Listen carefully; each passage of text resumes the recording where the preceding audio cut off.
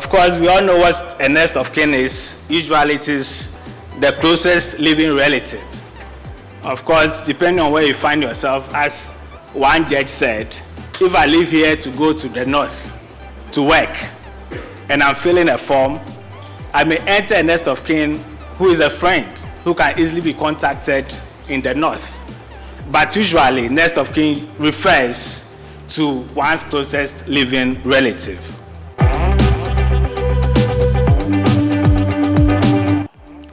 So the question is, how then do we address the issue of poverty? In addressing the issue of poverty, we have to look at the unexplored approach or areas over the years to addressing poverty. So as an institute, we decided to look at the next of kin and the beneficiary and how they can access the funds of their deceased relative.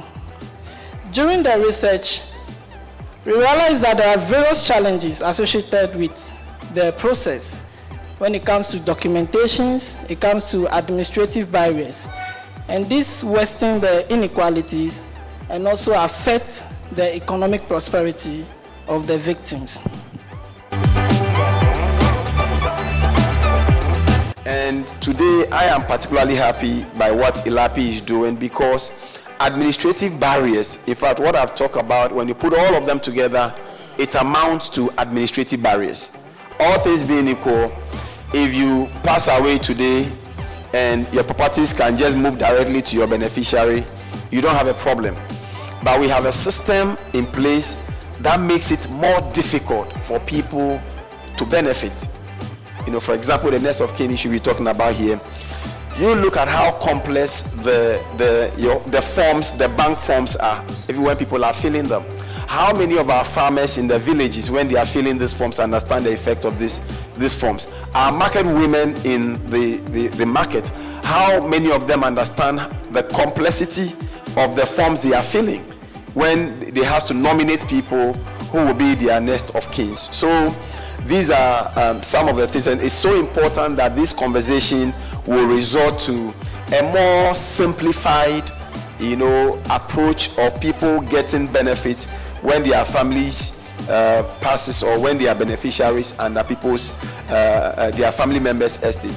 Now, there are other people who are also very litigious, family members. The moment you pass, if I don't know whether he sees himself as next of kin or whatever, he wants to go and create problem. But the good news instead is that we rely on your nominee list. Anything short of that, we resort to court to give us direction. So you don't have any problem there. No next of kin will come and worry you. Madam says, I realize that we are all talking about education. Where do we start from? And how do we do it?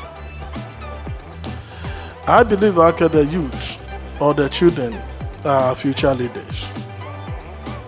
And we have to start from there. We should add some of these things into our educational syllabus. Start right from the classrooms. Our communities. We should give it to the Queen Mothers, the opinion leaders in our communities. Our various family houses. We have to start education from there.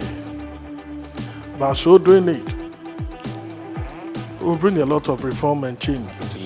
Remember, we must ensure that the word which we will be passing on to the next generation should be the one that is friendly, liberal, protective of private property rights, and full of opportunities that will create a prosperous society.